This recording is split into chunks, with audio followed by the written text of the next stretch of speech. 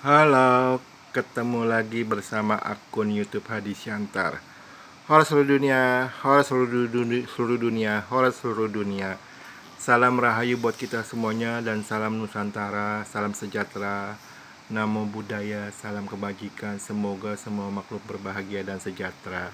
Ini nomor HP WhatsApp saya.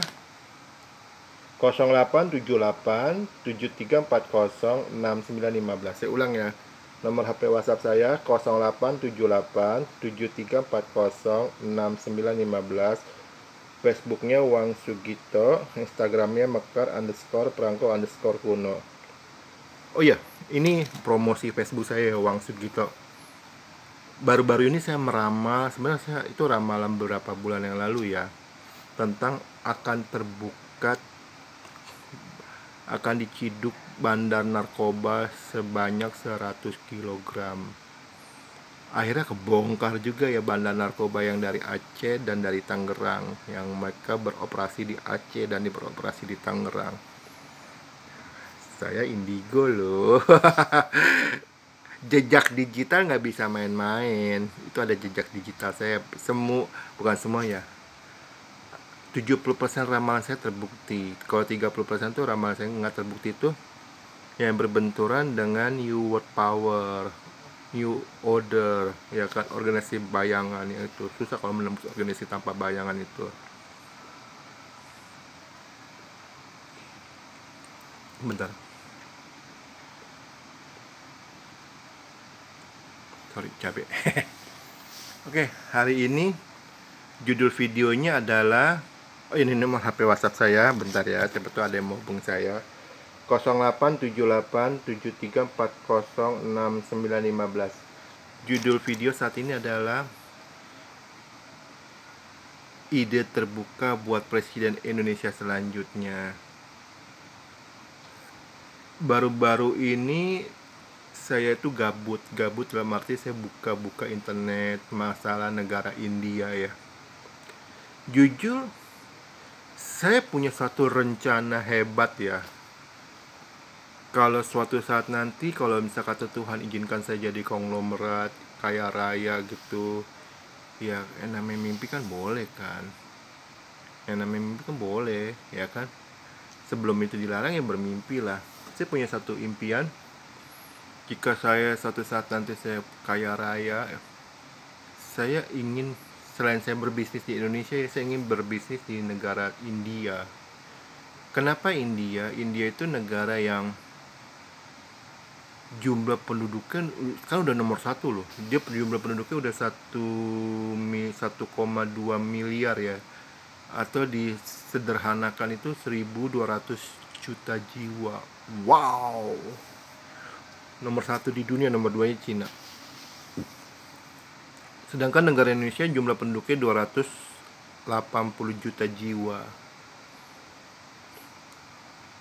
Tapi ini hanya intermezzo saja ya. Saya tidak bermaksud untuk mendiskreditkan negara India, yang saya nggak ada bermaksud, ya kan.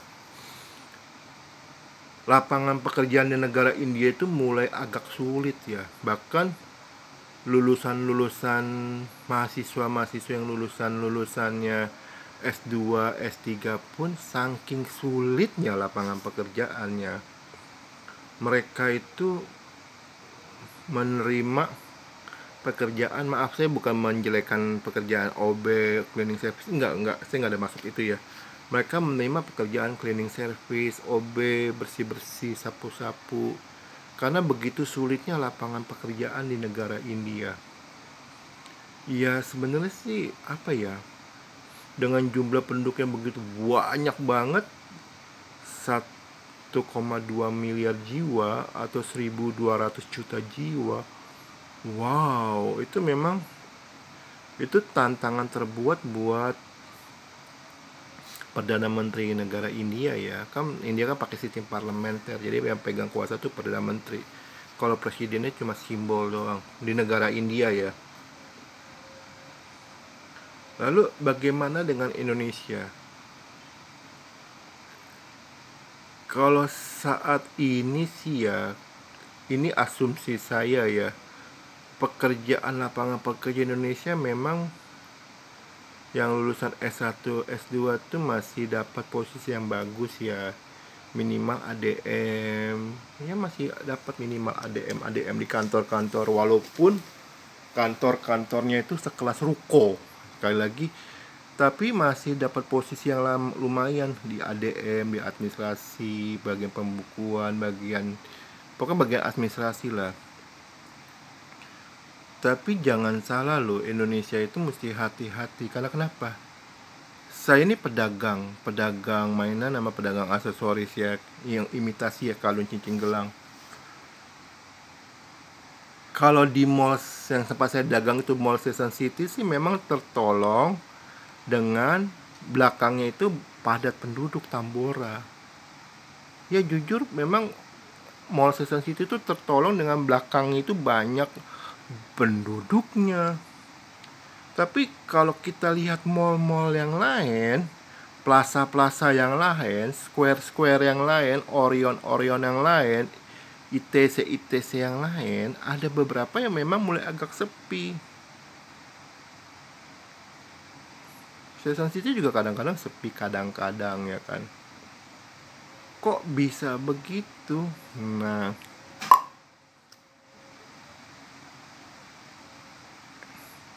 ini adalah PR buat presiden sekarang dan presiden akan datang. Bagaimana caranya menggerakkan kembali roda ekonomi buat bisnis nyata ya, bukan bisnis online ya. Karena saya kasih perbandingan lah, bukan berarti saya anti online ya, enggak loh. Jangan salah artikan ya. Ibarat kata online itu 100, ya kan?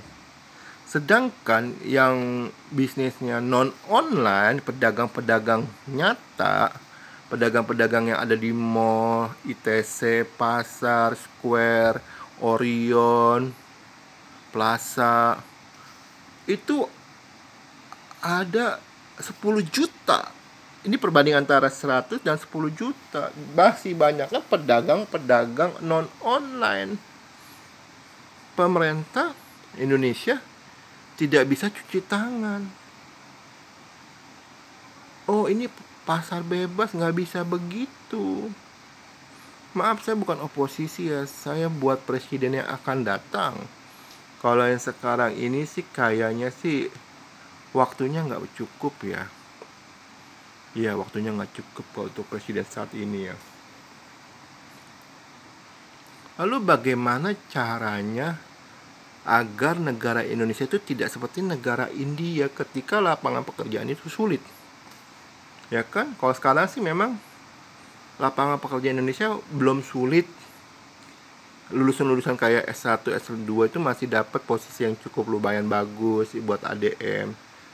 Tapi memang usahanya mulai agak sulit nih Indonesia nih. Lalu untuk mencegah agar tidak terjadi seperti di negara India ketika semua serba sulit, bagaimana caranya? Nah, tanda tanya. Nah, izinkan saya memaparkan ide saya.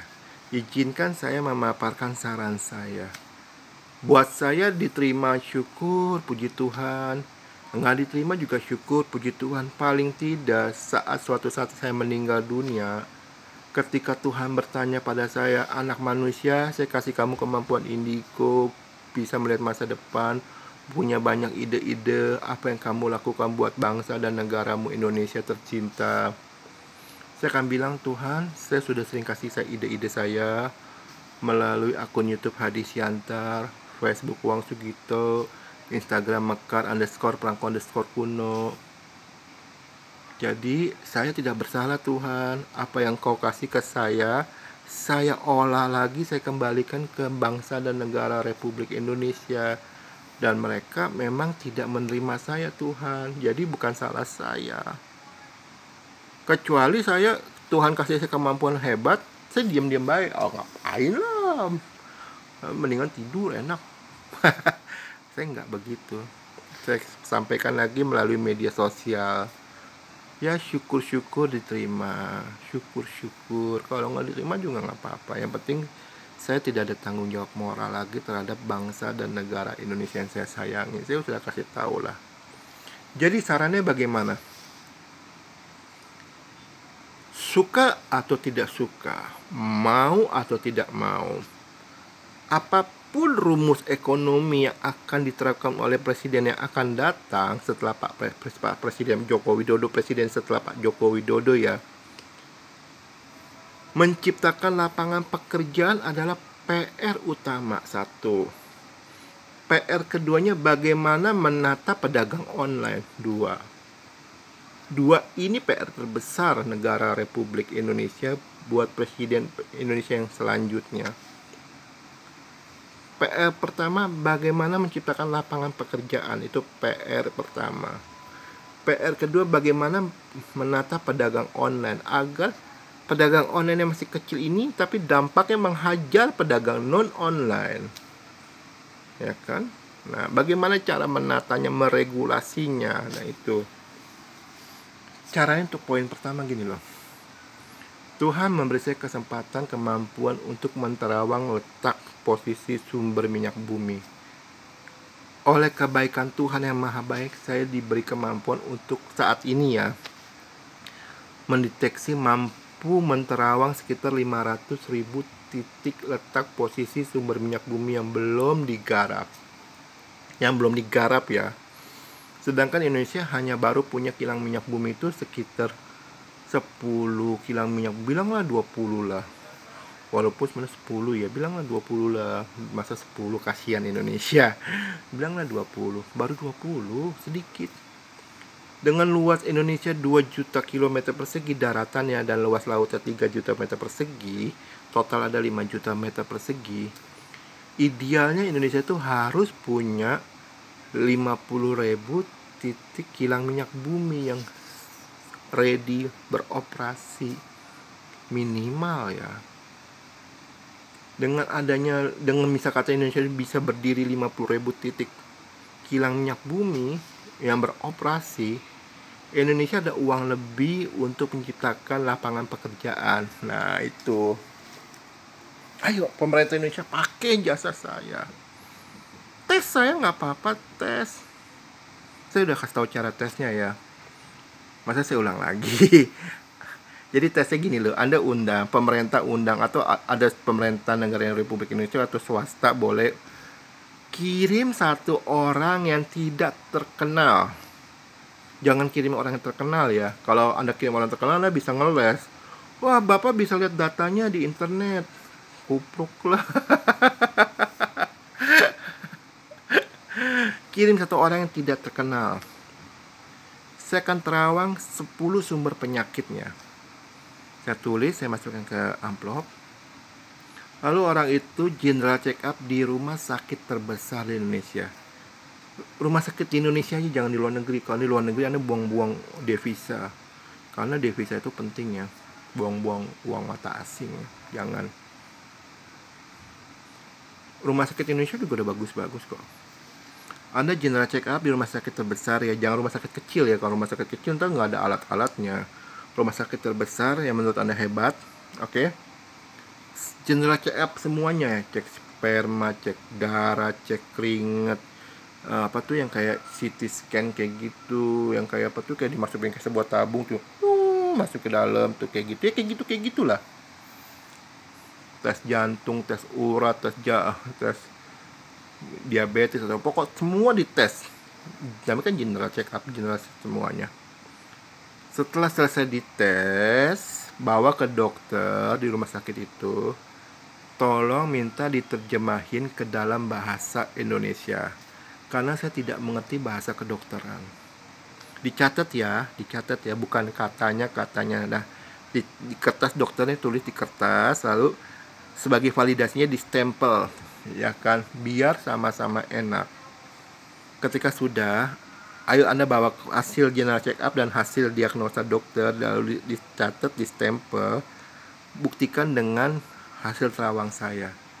Dari 10 terawang saya yang membawa salah penyakit Anda, jika ada 3 aja yang benar, Anda harus percaya bahwa saya itu indigo, bisa melihat masa depan. Dan saya bisa menterawang letak sumber minyak bumi.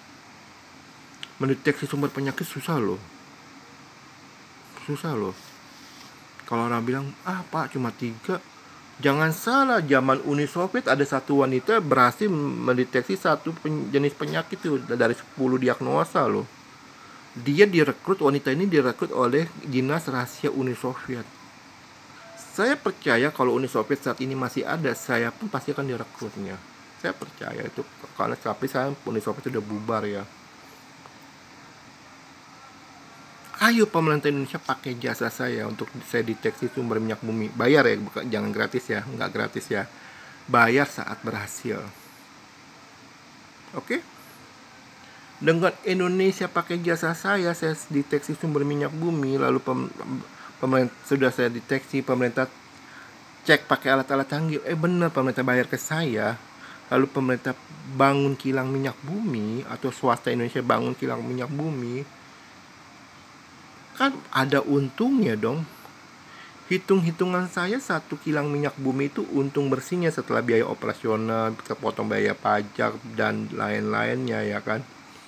Satu kilang minyak bumi itu jika diolah langsung itu bisa dapat keuntungan bersih antara 10 triliun rupiah sampai 100 triliun rupiah. Minimal ya, saya bilang minimal ya. Kalau maksimal sih wah lebih lagi. Jadi minimalnya antara 10 triliun rupiah sampai 100 triliun rupiah untung bersihnya ya, satu kilang minyak bumi. Dan keuntungannya ini kalau pemerintah pakai jasa saya, jadi gini loh. Saya memantau pergerakan Pak Jokowi dan Pak Luhut ya. Saya salut sama dua pribadi ini, Pak Jokowi dan Pak Luhut, bergerak melobi Pak Elon Musk untuk buka pabrik mobil listriknya di Indonesia, Tesla. Tapi nampaknya saya geram dengan Tesla. Akhirnya Tesla buka pabrik mobilnya di Malaysia. Aturan dari awalnya Tesla ngomong maaf Pak Jokowi, maaf Pak Luhut, kita tidak berminat. Kasihan loh Pak Jokowi dan Pak Luhut capek-capek dari Indonesia ke Amerika buat ngelobi, capek loh, ya kan. Nah, kalau pemerintah Indonesia punya uang banyak, pemerintah jangan berharap investor lagi, tapi pemerintah beli hak waralabanya. Sekali lagi, ketika Indonesia sudah punya banyak uang, Indonesia jangan berharap dengan investor lagi. Indonesia datang ke, misal kata ke Elon Musk, woi bro Elo, gue punya uang banyak nih di Indonesia nih, gue beli hak operasional lu ya buat buka di Indonesia. Jadi gue beli wilayah Asia, jadi gue masarin nih hak waralabanya. Jadi Indonesia dengan tegak kepala, bukan meminta-minta, tapi tegak kembali, gue beli hak waralaba bisnis lu ya untuk kawasan negara, untuk kawasan benua Asia. Terus dengan produk-produk yang lainnya Indonesia begitu, gue beli hak waralaba ya buat buka bisnis lu ya, buat buka di Indonesia. Gue beli ya hak waralaba lu ya, gue beli hak waralaba lu. Dengan banyaknya Indonesia membeli hak waralaba lalu buka di Indonesia, itu akan menampung banyak tenaga kerja Indonesia. Hebat kan ide saya? Tapi syaratnya Indonesia harus fokus minyak bumi dulu. Buka banyak kilang minyak bumi. Pakai jasa saya. Satu kilang minyak bumi itu minimal untung 10 triliun sampai 100 triliun. Dengan uang sebanyak itu, bilanglah satu kilang minyak bumi itu untung bersih 10 triliun rupiah.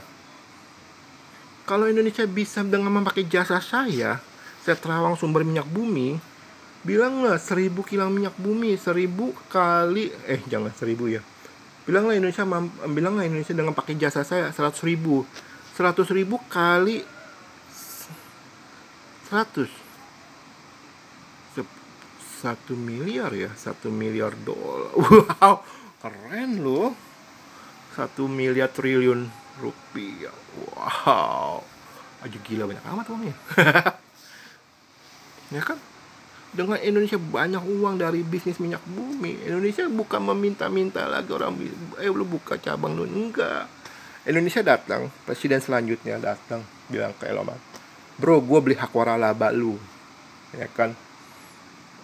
Lu apa? Misalnya bisa kata pabrik pabrik mobil listrik gua beli hak waralaba lu. Oke, buat buka di Indonesia. Jadi untuk kawasan benua Asia gue yang pegang. Nah, bisa kata bisnis yang HP Vivo contoh ya, tapi saya nggak ini contoh ya. Gue beli hak waralaba Vivo buat buka di Indonesia, buat buat pegang wilayah negara benua Asia. Semua. Jadi Indonesia menghidupkan negara ini sendiri tanpa investor bisa. Bisa. Kalau pemerintah pakai ide saya. Itu poin satu ya. Poin duanya, cara mengatur pedagang online. Jujur, saya bingung ya untuk bisnis online ini ya. Apakah Indonesia ini terlalu liberal kepada pedagang online, terlalu bebas, atau memang semuanya bebas? Saya lihat di internet ya, di negara Thailand ya, ada memang orang-orang Indonesia yang beli baju di negara Thailand lalu jual lagi ke Indonesia. Saya kagum loh sama negara Thailand loh. Mallnya itu sampai malam loh, sampai jam 2, 11, jam 12 ya. Rame loh. Rame selalu mall-mall yang ada di Thailand. Saya bingung begini loh. Apakah di Thailand itu nggak ada pedagang online ya? Pertanyaan saya. Coba yang paham negara Thailand tolong kirim komentar ya. Setahu saya mungkin ada ya, nggak mungkin tidak ada ya. Nah mungkin menurut saya mungkin pedagang online itu diatur di negara Thailand. Jadi tidak menghantam pedagang non online. Ini saran saya buat Presiden Indonesia selanjutnya ya. Perlu dibentuk badan pengawas pengatur pedagang online. Jadi gini loh, bisa kata barang nih, contoh barang harganya 1.000. Sewajarnya kan bisa kata jualnya 1.200 contoh kata. Jadi pedagang online nggak boleh jual 10 rupiah, untung 10 rupiah dihantam, nggak bisa. Harus sesuai jual dengan harga wajar, nggak boleh harga murah, karena kalau di harga murah dihantam semuanya. Pedagang-pedagang non online ini akan kena dampaknya. Sekali lagi, saya prediksi kalau pemerintah Indonesia tidak ikut campur untuk pedagang online dan non online ini, paling telat 2090, tahun 2090 seluruh pedagang non online Indonesia akan bangkrut total. Paling telat tahun 2090 akan bangkrut total kalau pemerintah dari sekarang atau pemerintah yang akan datang tidak mengatur perdagangan online ini. Karena pedagang online ini berani loh. Dia untung 10 rupiah juga diembat loh. Jangan salah, berani mereka, modal mereka kuat. Lalu dampaknya ke pedagang online itu apa? Pada bangkrut. Dampak efeknya itu ngeri loh. Saya ambil contoh gini. Satu mall itu dibangun minimal 5 triliun rupiah minimal ya. Ya harganya pasti mahal lah bangun mall lah. Saya bangun rumah aja, rumah sederhana aja yang ukuran cuma 72 meter aja itu habis 180 juta. Itu sebelum waktu tahun pertama corona ya. Ambil cicilan di bank ya.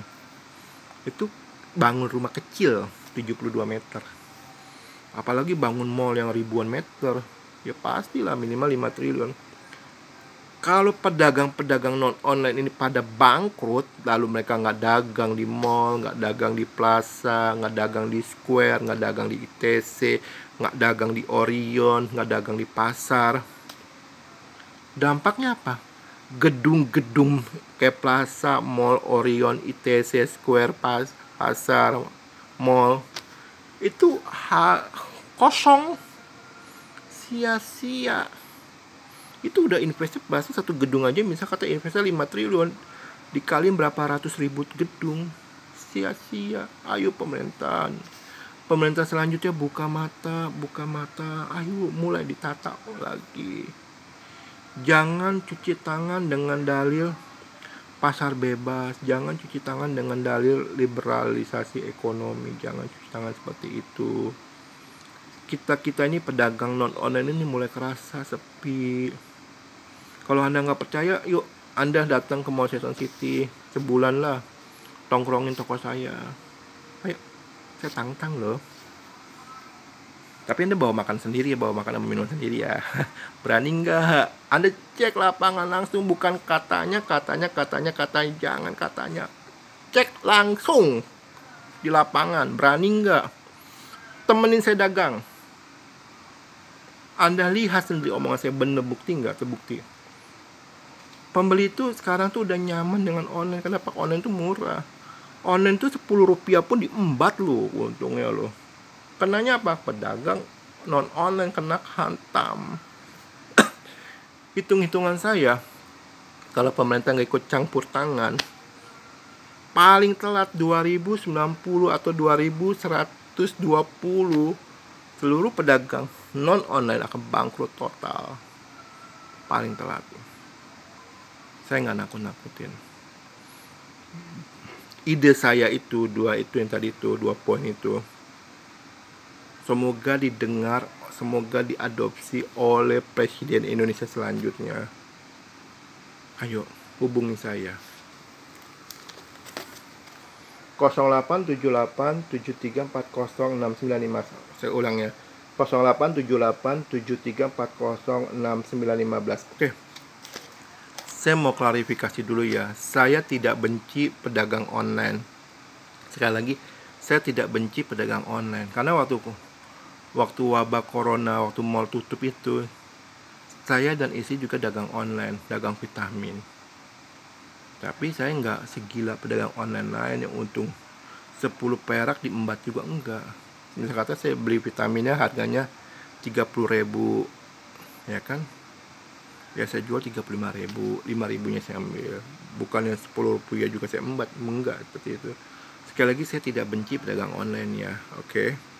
Saya mau ada fair, ada permainan adil di sini, karena kita ini pedagang non online juga banyak loh, ya kan? Jangan sampai pedagang online-nya maju tapi pedagang online-nya ini bangkrut. Jangan sampai kayak gitu. Fair play lah. Pemerintah harus sebagai regulator harus berani memberi regulasi yang ketat, ya kan? Jangan sampai pemerintah membiarkan pedagang non online itu bangkrut total. Jangan sampai hal itu ya. Saran saya ini untuk Presiden Indonesia selanjutnya ya. Mohon maaf jika ada kata-kata saya salah. Sekian dan terima kasih.